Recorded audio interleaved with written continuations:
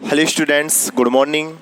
Students, पिछले lecture में हमने सीक्वेंस जो अनुक्रम थी, अनुक्रम की बोलजानो वाइस्टास्पर में और अनुक्रम का सीमा बिंदु क्या होता है इसके बारे में स्टडी अच्छे से कर ली थी। अनुक्रम की वाइस्टास्पर में क्या कहते थे स्टूडेंट्स, जिसका स्टेटमेंट आपको बाकायदा याद होना चाहिए कि प्रत्येक परिबद्ध अनुक्रम का कम से कम एक सीमा बिंदु अवश्य होता है, अर्थात every bounded sequence has at least one limit point. Okay, जिसको हम अच्छे से पढ़ चुके थे। हमें उसकी प्रोसीजर इस तरीके से याद रखनी है कि माना xn एक अनुक्रम था और e उसका परिसर है, ठीक है। और e परिसर अगर किसी सीक्वेंस का है तो वो परिसर जो है स्टूडेंट्स, मैंने पहले भी आपको लेक्चर में बताया था कि वो सीमित भी हो सकता है और असीमित हो सकता है। इसलिए हमने इस थ्योरम को प्रूफ करने के लिए दोनों केस मान के चले थे कि जब वो परिसर ई सीमित हो और कब परिसर असीमित हो। तो दोनों केसेस में हमने ये देख लिया था कि अगर परिसर सीमित है तब भी एक सीमा बिंदु हमें मिल रहा था, और जब परिसर असीमित था तो परिसर असीमित की कंडीशन में क्योंकि अनुक्रम परिबद्ध था इसीलिए वो परिसर भी परिबद्ध होगा। असीमित इनफाइनाइट तो है लेकिन परिबद्ध है। और वहां पर मैंने आपको एक थ्योरम बताई थी कि प्रत्येक असीमित परिबद्ध समुच्चय का, समुच्चय की बात की थी कि प्रत्येक असीमित परिबद्ध समुच्चय का कम से कम एक सीमा बिंदु अवश्य होता है। और ई भी हमने क्या देख लिया था कि ई भी एक असीमित परिबद्ध समुच्चय था, ठीक है। तो हमने वहां से दूसरे केस के लिए भी ये चीज प्रूफ कर दी कि यस, एक कम से कम सीमा बिंदु तो होगा ही होगा। तो फिर फाइनली हमने रिजल्ट लिख दिया कि प्रत्येक परिबद्ध अनुक्रम का कम से कम एक सीमा बिंदु अवश्य होता है, ठीक है। आज स्टूडेंट्स हम बात करने वाले हैं, देखिए पिछले लेक्चर में हमने पढ़ा था अनुक्रम का सीमा बिंदु। अब बात करते हैं हम अनुक्रम की सीमा क्या होती है। अनुक्रम की सीमा कल तक हमने पढ़ा था कि limit point of A sequence. आज हम पढ़ेंगे लिमिट ऑफ सीक्वेंस, ठीक है। अनुक्रम की सीमा क्या होती है स्टूडेंट्स, ध्यान से सुनिएगा। देखिए लिमिट पॉइंट का मतलब हमने ये देख लिया था कि सीमा बिंदु कौन सा बिंदु होता था। एक अनुक्रम का सीमा बिंदु था वो n के अनंत मानों के लिए एक संख्या, वास्तविक संख्या अल्फा अनुक्रम xn का सीमा बिंदु कहलाती थी यदि अल्फा के प्रत्येक प्रतिवेश में उस अनुक्रम के अनंत पद विद्यमान होते हैं, ठीक है। लेकिन अनुक्रम की सीमा की डेफिनेशन ये है स्टूडेंट्स कि एक वास्तविक संख्या अल्फा, एक वास्तविक संख्या अल्फा अनुक्रम xn की सीमा कहलाती है यदि प्रत्येक एप्सिलॉन ग्रेटर देन 0, प्रत्येक एप्सिलॉन ग्रेटर देन 0 के लिए एक धनात्मक प्राकृत संख्या n नॉट इस प्रकार विद्यमान है कि किस प्रकार कि mod of xn minus alpha is less than epsilon for every n is greater than n naught epsilon, n is greater than equals to n naught epsilon. इसका मतलब क्या हुआ स्टूडेंट्स कि n naught is greater than n naught epsilon. इसका अर्थ समझिए पहले। एक वास्तविक संख्या अल्फा अनुक्रम xn की सीमा कहलाती यदि प्रत्येक एप्सिलॉन ग्रेटर देन 0 के लिए एक धनात्मक प्राकृत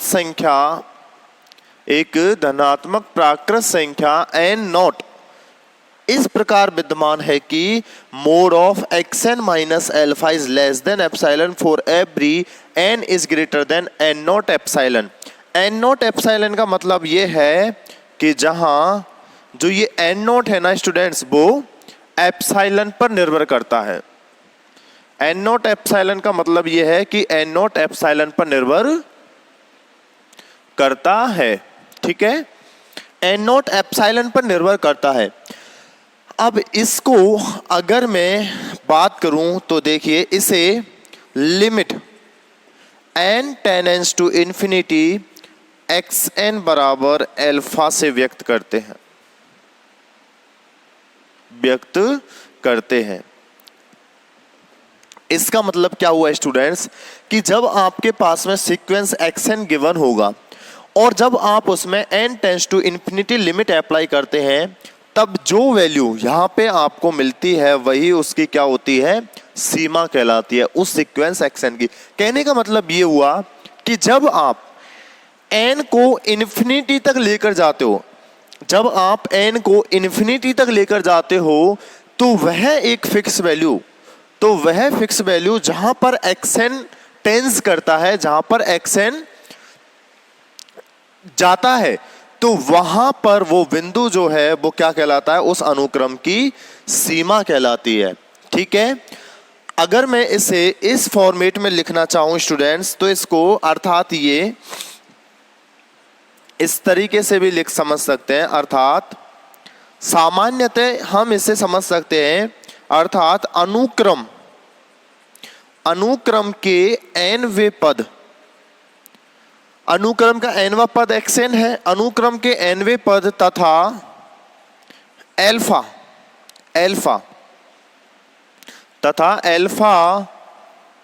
का अंतर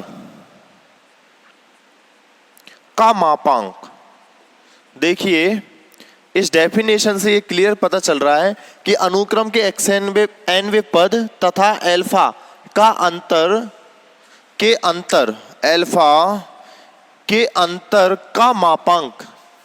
का मापांक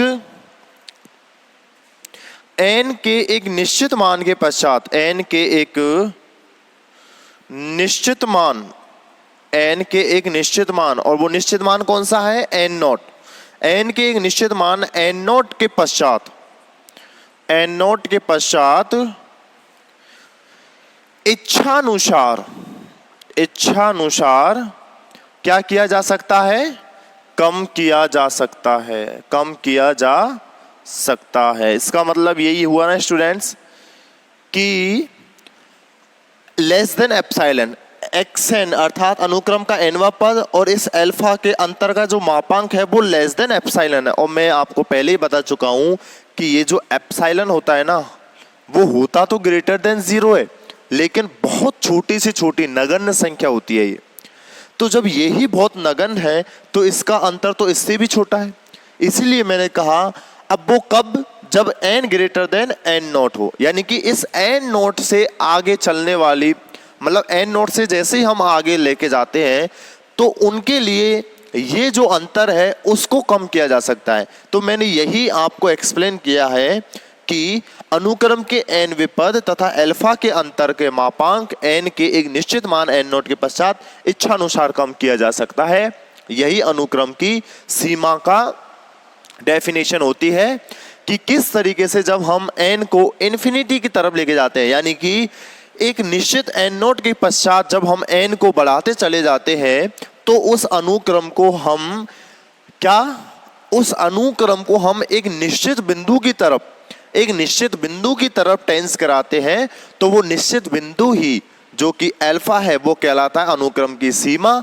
और जब हम n को इन्फिनिटी की तरफ लेके जाते हैं और वो निश्चित बिंदु, इसका मतलब ये हुआ कि जैसे ही n इन्फिनिटी की तरफ जा रहा है तो जो अनुक्रम के जितने भी पद होंगे धीरे धीरे उनका और उस लास्ट पॉइंट अल्फा का जो कि अनुक्रम का सीमा होता है उसका अंतर धीरे धीरे कम होता चला जाता है।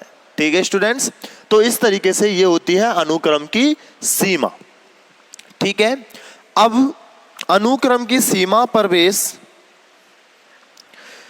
कुछ रिजल्ट ये है कि जो अनुक्रम की सीमा होती है स्टूडेंट्स, उसका सीमा बिंदु भी होती है।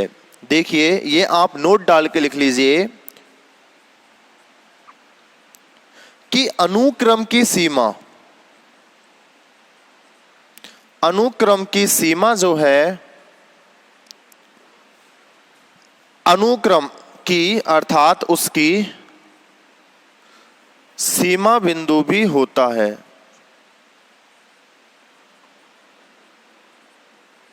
ठीक है, क्यों?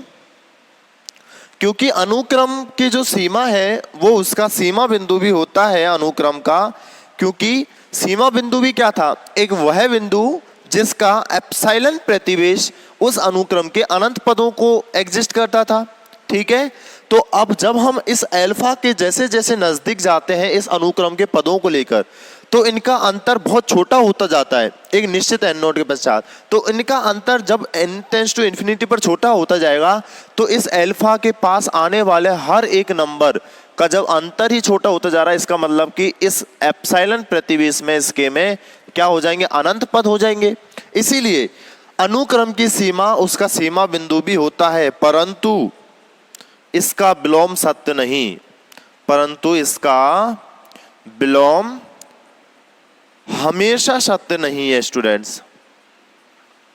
हमेशा सत्य नहीं से मतलब, विलोम का मतलब ये कि अनुक्रम का सीमा बिंदु जो है वो उसकी सीमा हो ये आवश्यक नहीं है।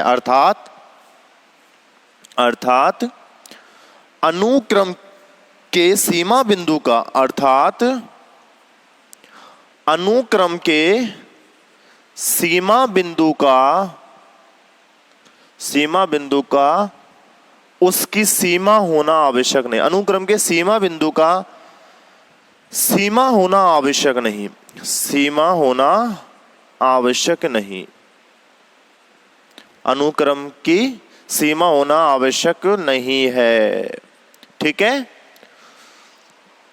ये बात ध्यान रखना कि अनुक्रम की जो सीमा होती है वो तो सीमा बिंदु होगी ही होगी, लेकिन अनुक्रम का जो सीमा बिंदु है उसका अनुक्रम की सीमा होना कोई जरूरी नहीं है। स्टूडेंट्स ये स्क्रीनशॉट लीजिए, आगे एग्जाम्पल पे बात करते हैं।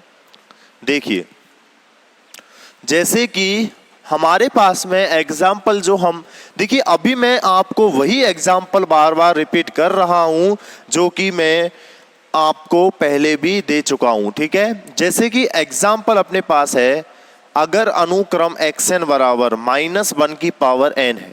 ठीक है, तो अनुक्रम xn किस तरीके से लिखा जाता है? ये -1 1 -1 1 -1 1 एंड सो ऑन। तो यहां पर देखिए स्टूडेंट्स, यहां हमने ये देखा था कि यहां पहले हम देख चुके थे कि -1 और 1 क्या है? अनुक्रम xn के सीमा बिंदु हैं। अनुक्रम xn के सीमा बिंदु हैं, दोनों सीमा बिंदु हैं, परंतु सीमा नहीं, परंतु अनुक्रम की सीमा नहीं। तो यहां पर आप देख सकते हैं कि ये जो बिंदु है -1 और 1 वो अनुक्रम के सीमा बिंदु तो हैं, परंतु ये अनुक्रम के सीमा नहीं है। तो यही तो स्टेटमेंट है कि सीमा बिंदु का, अर्थात अनुक्रम के सीमा बिंदु का सीमा होना आवश्यक नहीं है, जो कि आप इस एग्जाम्पल से देख सकते हैं कि ये अनुक्रम के सीमा बिंदु है लेकिन सीमा नहीं। क्योंकि स्टूडेंट्स आप कहोगे कि सर आपके पास में यदि ये अनुक्रम है xn, तो मैंने कहा था कि limit n tends to infinity जो xn है वो कोई ना कोई नंबर मिलना चाहिए। तो limit n tends to infinity -1 की पावर n बराबर क्या होगा? अब देखिए -1 की पावर n है, तो n टेंस टू इन्फिनिटी पर तो हम ये आइडिया ही नहीं लगा सकते कि ये +1 होगा या -1 होगा। तो जब हमारे पास में ये नंबर ही कोई नहीं मिल रहा, तो फिर आप सीमा तो कैसे डिफाइन करोगे? भाई ये इन्फिनिटी पर +1 की ओर जा रहा है या फिर -1 की ओर जा रहा है? ये तो एक तरह से स्टूडेंट्स बार बार रिपीट हो रहा है। इस तरीके से यहाँ पे ये +1 +1 -1 -1, तो इसमें हम ये नहीं पता लगा सकते कि ये n टेंड्स टू इन्फिनिटी पर इसकी सीमा क्या है, इसलिए इस अनुक्रम की सीमा नहीं है लेकिन सीमा बिंदु जरूर है। ठीक है,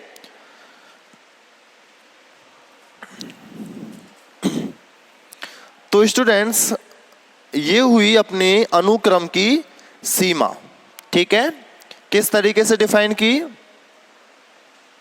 कि एक अनुक्रम की जो सीमा होती है वो वह बिंदु होता है जिसके लिए प्रत्येक एप्सिलॉन के लिए एक n नॉट इस प्रकार होगा कि ये एप्सिलॉन पर n नॉट एप्सिलॉन पर निर्भर करता है तथा इसके बाद n नॉट के पश्चात आने वाले हर एक n के लिए हर एक वैल्यू n के लिए आप xn अर्थात अनुक्रम के nवें पद और उस नंबर यानी कि अल्फा के अंतर को इच्छानुसार छोटा कर सकते हैं। ठीक है, जैसे कि और भी अगर मैं एग्जांपल देना चाहूँ इसमें, ये डेफिनेशन याद रखना और मैं आपको एग्जांपल देता हूँ इस पर बेश।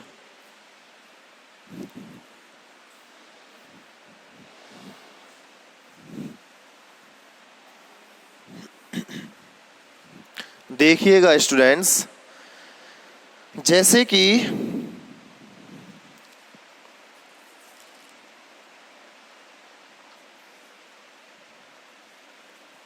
चलिए इससे पहले अभिसारी अनुक्रम और पढ़ लेते हैं। कन्वर्जेंट सीक्वेंस अभिसारी अनुक्रम, क्योंकि ये अनुक्रम की सीमा पर ही वेस है, तो अभिसारी अनुक्रम हम पढ़ लेते हैं।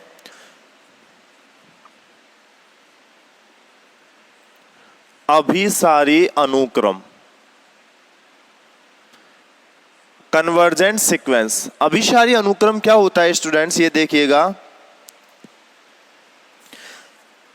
एक अनुक्रम xn अभिसारी अनुक्रम कहलाता है स्टूडेंट्स यदि एक अनुक्रम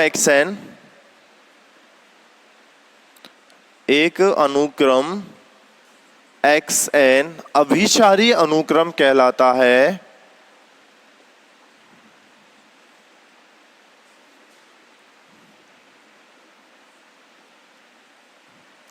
यदि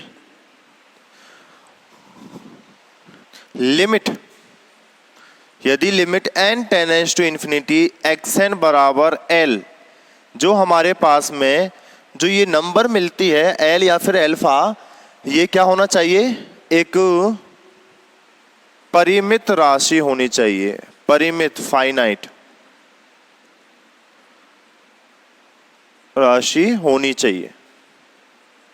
बात समझ में आई कि यदि हम अनुक्रम के लिए, कोई भी अनुक्रम के लिए n टेंड्स टू इन्फिनिटी करते हैं तो जो हमें नंबर यहाँ पर मिलता है वो नंबर अगर फाइनाइट है, अगर ये नंबर फाइनाइट है तो अनुक्रम जो है वो अभिसारी अनुक्रम कहलाता है, कन्वर्जेंट सीक्वेंस कहलाता है।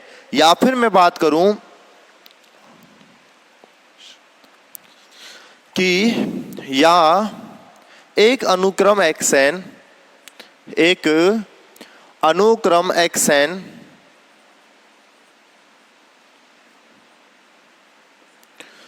किसी वास्तविक संख्या l को अभिसृत होता है। देखिए जिस तरीके से हमने यहाँ पे ये डेफिनेशन दी है कि एक अनुक्रम xn अभिसारी अनुक्रम कहलाता है यदि limit n tends to infinity xn बराबर l एक परिमित राशि है।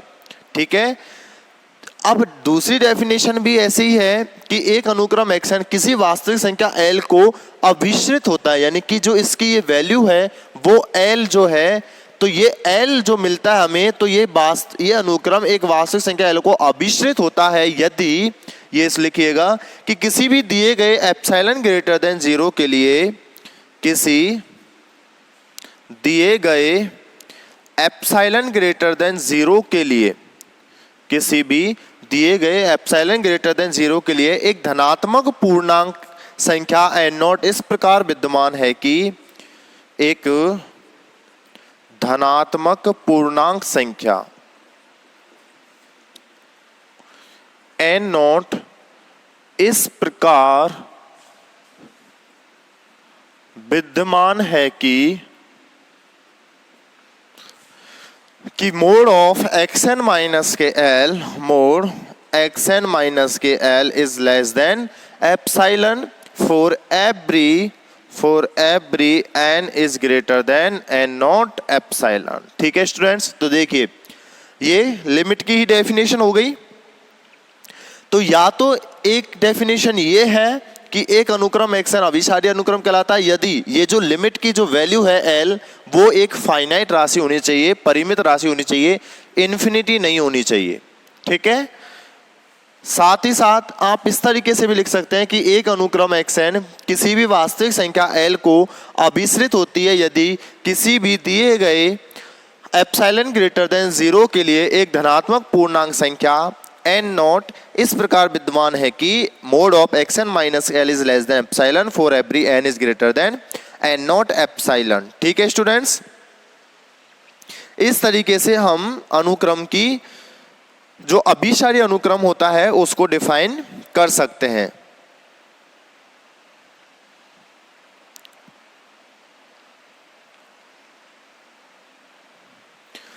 अब ये डेफिनेशन हो गई, इसका मतलब आप क्या लिख सकते हैं कि अर्थात limit n tends to infinity x n को आप लिख सकते हैं l, n tends to infinity x n बराबर l, जो कि आप इसको लिखोगे कि एक परिमित राशि है। L क्या है? एक परिमित राशि है। और जब L एक परिमित राशि है स्टूडेंट्स, तो इसका मतलब आप ये लिख सकते हो कि जब L एक परिमित राशि है तो अनुक्रम xn जो होता है, अनुक्रम xn L को क्या होता है? अभिसरित होता है। अभिसरित होता है मतलब कि इस बिंदु पर ये अभिसारी अनुक्रम कहलाता है। L को अभिसरित होता है, और यदि कोई भी अनुक्रम L को अभिसरित होता है तो इसका मतलब ये कि limit n tends to infinity x n L एक परिमित राशि है। तो देखिए यहां से आप ये लिख सकते हैं कि यदि limit x n tends to infinity x n L एक परिमित राशि है तो इस साइड चलोगे कि अनुक्रम एक्स एन L को अभिसरित होता है, और यदि L को अनुक्रम एक्स एन अभिसारित होता है तो फिर limit n tends to infinity x n बराबर L एक परिमित राशि है। इसका मतलब यदि ऐसे चलोगे तो ये प्रूफ है, ऐसे आओगे तो ये चीज प्रूफ है, इसलिए मैंने दोनों तरफ एरो का साइन यहाँ पे लगा दिया है। ठीक है स्टूडेंट्स, तो ये होती है एक अभिसारी अनुक्रम की परिभाषा कि किस तरीके से एक अनुक्रम का अभिसरण हम पढ़ते हैं। अनुक्रम का अभिसरण एक अनुक्रम xn अभिसारी अनुक्रम कहलाता है यदि ये लिमिट क्या हो? फाइनाइट राशि हो, फाइनाइट वैल्यू हो, या फिर लिमिट की डेफिनेशन से हमने ये भी लिख लिया कि अगर L एक परिमित राशि है तो अनुक्रम xn L को अभिसरित होती है, और अगर अनुक्रम L xn L को अभिसरित होता है तो ये एक फाइनाइट राशि होगी। ठीक है, अब जैसे कि स्टूडेंट्स एग्जाम्पल में हम बात करते हैं कि अनुक्रम xn बराबर 1/n। देखिएगा एग्जाम्पल में, ये स्क्रीनशॉट लीजिए। एग्जाम्पल देखते हैं। एग्जाम्पल आपको दिया हुआ है कि एक अनुक्रम xn है 1/n, तो ये कहाँ अभिसरित होता है? तो देखिएगा लिमिट, हम लिमिट निकालते हैं। Limit n tends to infinity xn बराबर limit n tends to infinity xn क्या है? 1/n बराबर n tends to infinity 1/n, यानी कि लिमिट, यानी कि दिस इज इक्वल टू 1/इंफिनिटी बराबर 0, और 0 क्या है? एक फाइनाइट राशि है, फाइनाइट वैल्यू है ना।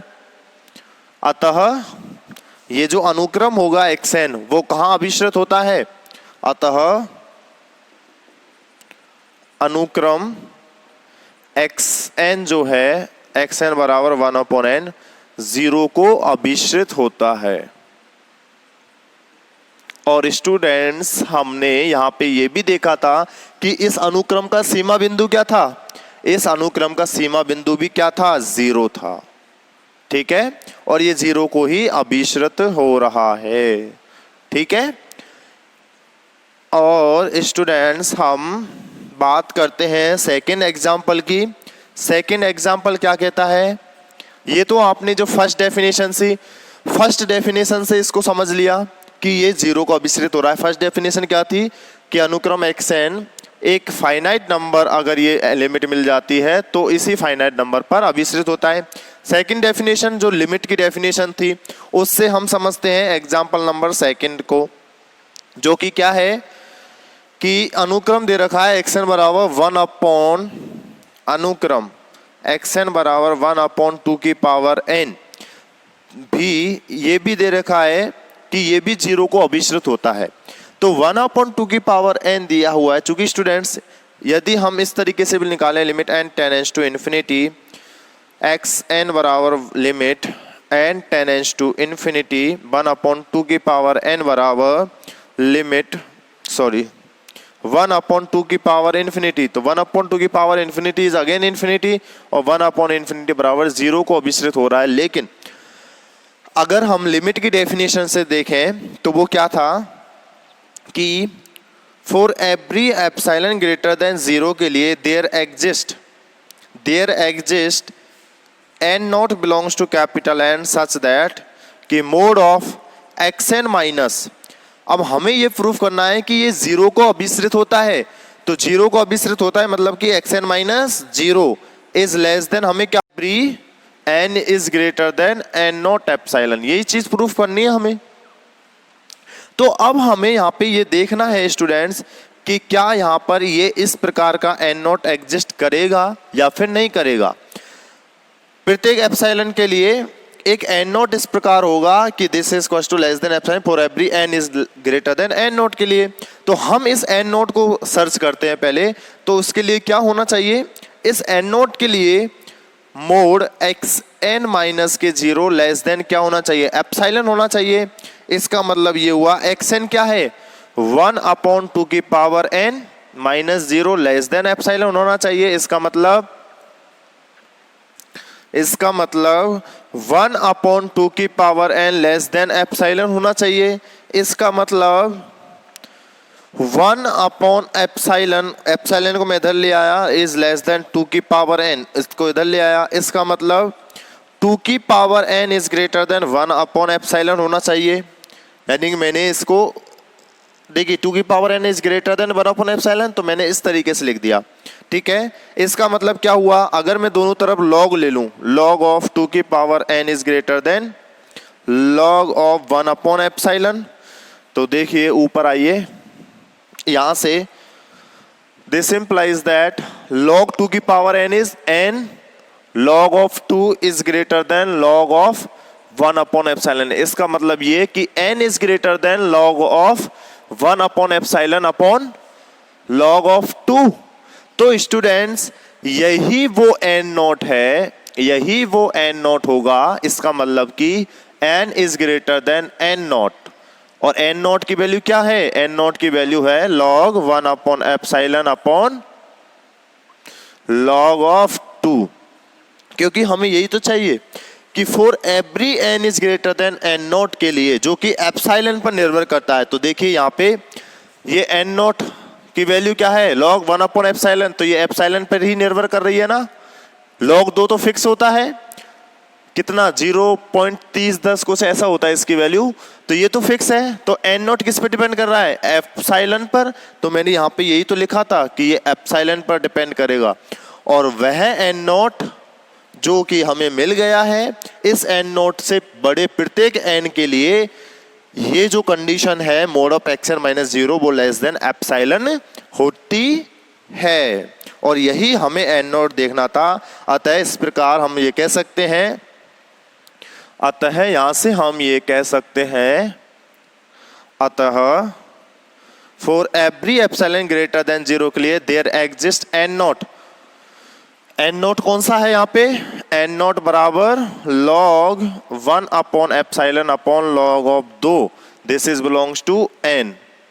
ठीक है, for every epsilon greater than 0 के लिए there exist n naught belongs to n such that, इस प्रकार है कि mod of x n minus, या फिर एक्स एन की वैल्यू क्या है 1 अपॉन 2 की power n minus 0 is less than epsilon for every n is greater than n not epsilon. अतः तो देखिए हमें यही तो डेफिनेशन लानी थी, हमें वो एन नोट सर्च करना था जिससे बड़े प्रत्येक एन के लिए ये वैल्यू लेस देन एप्सिलॉन हो जाए, तो वो एन नोट हमें मिल गया है। अतः अनुक्रम